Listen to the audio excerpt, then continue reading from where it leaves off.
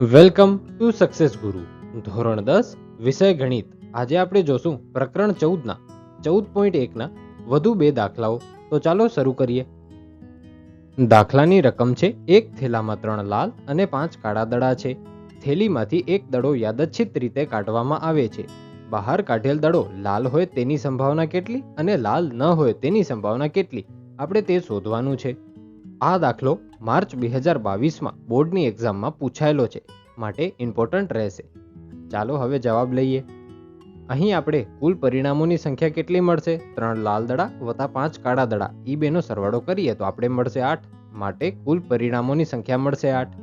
હવે સૌથી પહેલા લાલ હોય તેની સંભાવના શોધીએ છીએ. તો આપણી પાસે લાલ દડા કેટલા છે? લાલ દડા છે 3. હવે સૂત્ર આપણે જાણીએ છીએ, P કૌંસમાં E બરાબર ઈ ને સાનુકૂળ પરિણામોની સંખ્યા છેદમાં કુલ પરિણામોની સંખ્યા.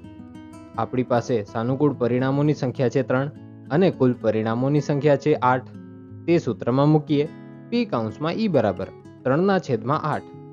શું આપણે આને નાનું કરી શકીએ છીએ? ના, આપણે આને નાનું નહીં કરી શકીએ.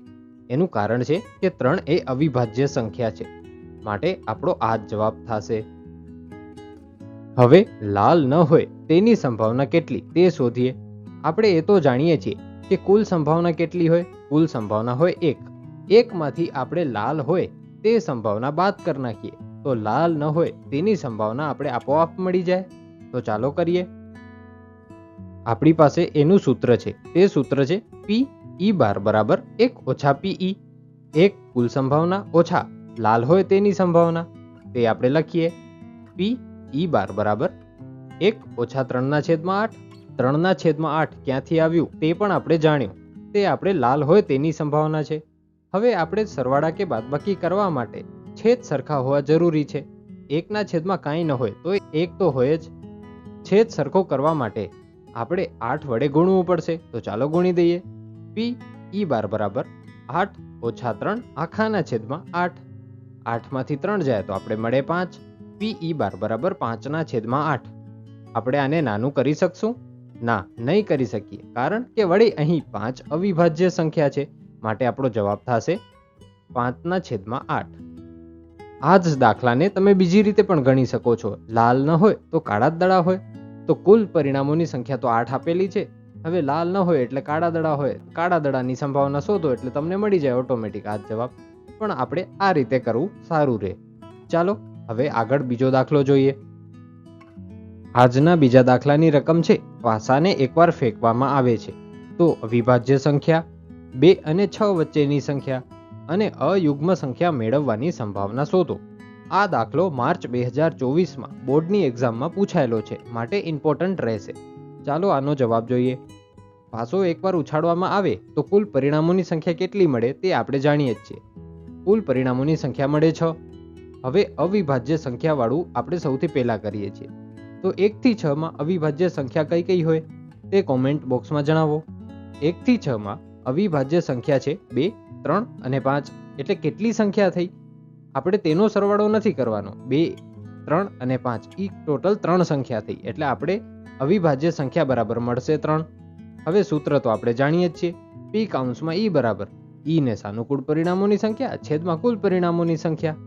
આપણી પાસે સાનુકૂળ પરિણામોની સંખ્યા છે 3 અને કુલ પરિણામોની સંખ્યા છે 6. તે આપણે સૂત્રમાં મૂકીએ. P કૌંસમાં E બરાબર 3/6. આને આપણે નાનું કરી શકશું? હા, કરી શકશું. બંને 3 વડે વિભાજ્ય છે, માટે 3 ગુણ્યા 1 અને 3 ગુણ્યા 2.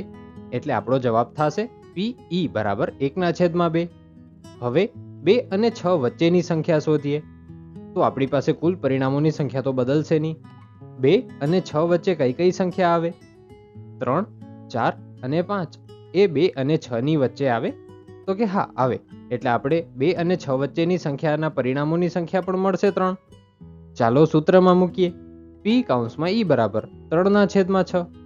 એટલે આપણે પાછો જવાબ મળશે 1/2. હવે આપણે શોધીએ અયુગ્મ સંખ્યા મેળવવાની સંભાવના. આપણી પાસે કુલ પરિણામોની સંખ્યા છે 6. તે આપણે જાણીએ છીએ. હવે અયુગ્મ સંખ્યા એટલે એકી સંખ્યા. 1 થી 6 માં એકી સંખ્યા કેટલી આવે? તો આવે 1, 3 અને 5. એ એકી સંખ્યા છે એટલે કુલ સંખ્યા થઈ 3 અયુગ્મ સંખ્યા બરાબર 3. સૂત્રમાં મૂકીએ p કૌંસમાં e બરાબર 3/6. વળી આપણો જવાબ થશે 1/2. આ દાખલો અહીં પૂરો થાય છે. Thanks for watching. જો તમને દાખલો સમજાઈ ગયો હોય તો વિડીયોને લાઈક કરજો અને આવા જ એજ્યુકેશનલ કોન્ટેન્ટ માટે ચેનલને સબસ્ક્રાઈબ કરજો.